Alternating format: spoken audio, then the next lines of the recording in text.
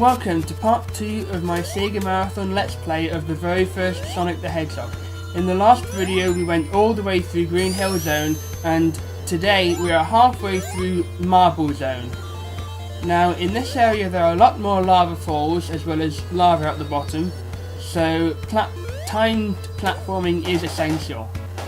The invincibility power up there can be invaluable for players going for high speed runs, but this is generally because I don't consider myself good enough to do a high speed run of this particular Sonic game. I'm just going to take my time, not do anything hasty. And there's some more of these spiked chandeliers here. The majority of them aren't fatal because they have spaces underneath them that of course still hurt. The caterpillars, as I said, pretty easy to beat so long as you can spin into them without jumping on them. Now up here is one of the fatal chandeliers.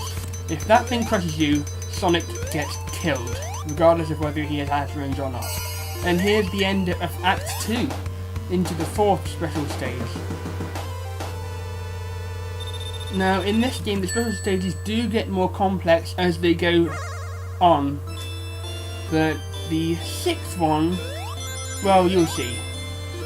Again, pretty basic, same background, same visuals really. Now in this one it's pretty long. Not so much of a maze with multiple exits, but it is certainly very, very long. Obviously this means the rotation of the level is fairly important. As you saw there, I changed the rotation to go down that hole rather than the hole to the right. And now I just need to go down here. The arrow of rings, as you can see there, is pointing me straight towards where I need to go. So I fall down here.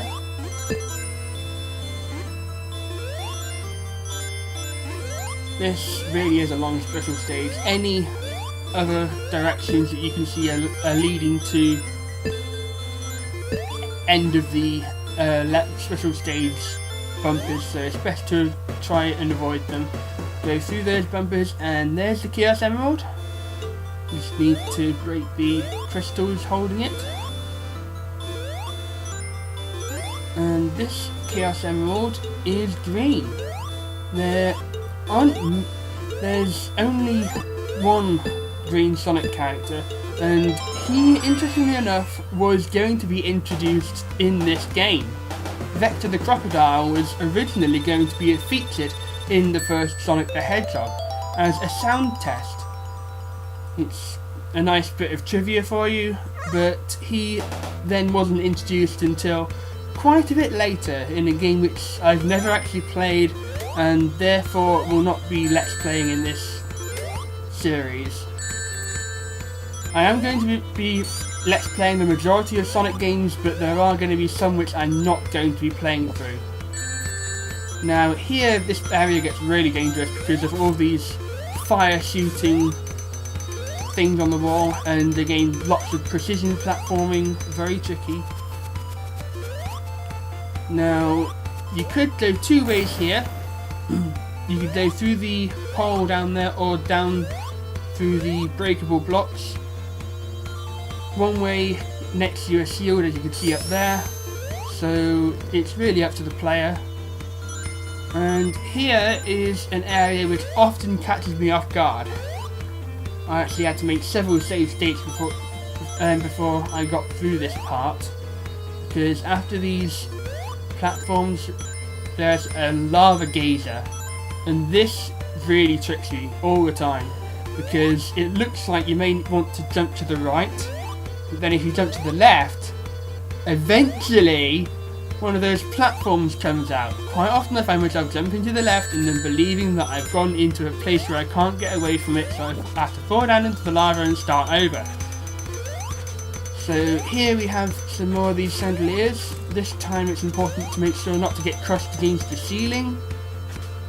Some more lava shooters. Now these spikes coming out of the stairs can be a real pain in the ass because again, you generally don't see them until they've already hit you. More swinging platforms.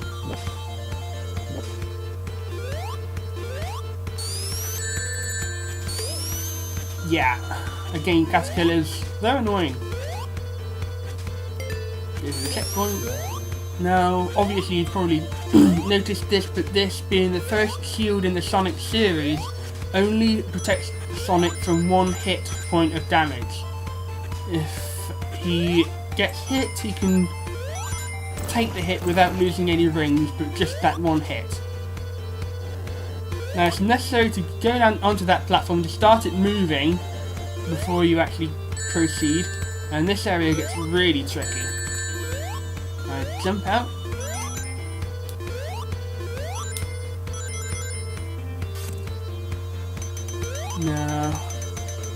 Now this area pretty much stays the same, so there's not a great deal I can talk about. Ouch! Oh yeah, actually, when you do get hit by the spikes, you don't die, you just take damage. Sorry, I often forget that. But the weights, which often hold these chandeliers up, they will crush Sonic, so especially stay away from the bottom of them when they're about to fall. As I say, this is post-recorded, so if I make any mistakes with what I say, sorry, I'm not used to this.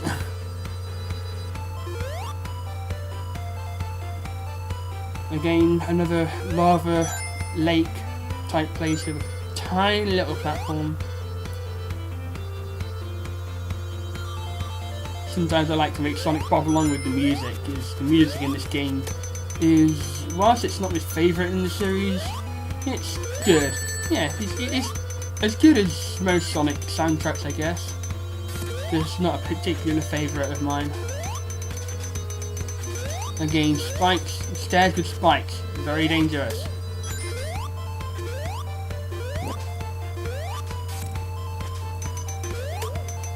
Now that weight there, these weights can be a real nuisance, because I think if you fall, you end up further back in the level, so you have to go all the way back up again. And yeah, they're tiny little things, so easy to fall. And now we're finally, almost, reaching the boss.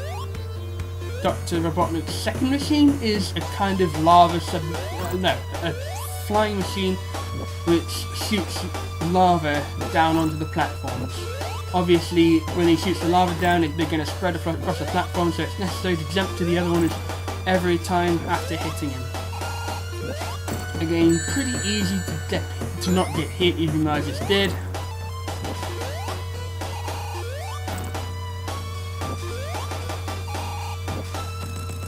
When it's his final hit, you can probably hit him before he fires the lava, but I wasn't taking any chances. So we head on and jump on the capsule through the currently totally pointless animals.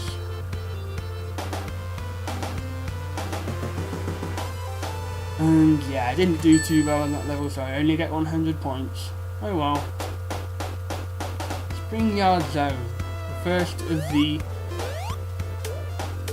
It's rather hard to say with this level. It doesn't have as many casino-themed things as other levels, but it does have a lot of neon signs, so I consider it to be a casino level. Maybe it's based on some kind of fun house. Really hard to say. And there's, as you can guess from the name Spring Yard, there's a lot of springs and a lot of bumpers.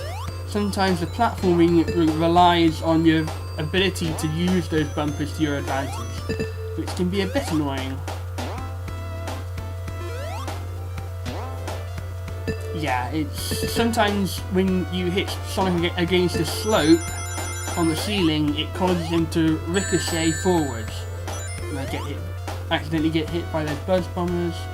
Now there's a lot of these moving platform things in this level. It's pretty easy to see how they work. Just go down through them. And I just destroyed a new enemy. These enemies are some of the weirdest in the game. They're called rollers, and they basically pop out from nowhere spin towards you. There's one right there. They basically copy Sonic's own method of attack, but they can only, well, they can be damaged at any point, I'm fairly sure, but obviously if they're spinning towards you, if you aren't spinning at the same time or jump over them, you'll get hit. There's also a lot of these rotating spikes around blocks you'll see around. Some more of these platforms, they all work the same. They're just there to slow down Sonic's moving up, I guess. As I say, this game really, for a Sonic game, it's incredibly slow.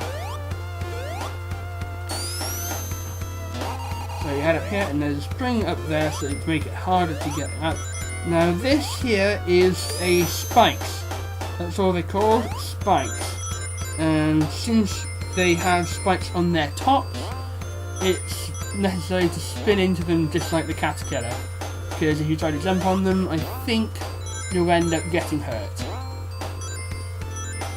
More crab meats, and of course you've seen the buzz bombers.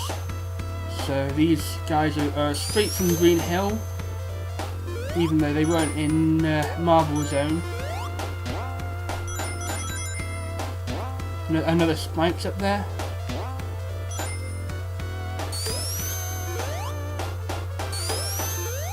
Just spinning into them. Now this time you're going to, well, same model really. These platforms, if you're starting from the top you want to go down, if you're starting from the bottom you want to go up. Works the same way, either way, so pretty easy to handle. Now you can go down that way if you want to be quicker, or you can go down the left and just be a bit slower. And here's the end of Act 1. Going into Special Stage 5. Now this one is probably the hardest special stage in the game, because it's a bit more maze-like than the previous one, I think.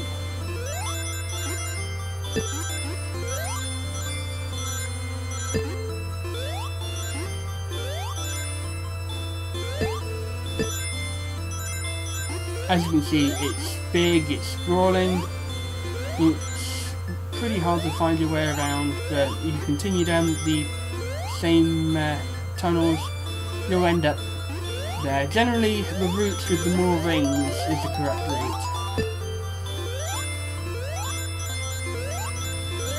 Anyway, we're reaching the end of the video, so I'll probably end the commentary here, just before I'm about to get the 5th Chaos Emerald.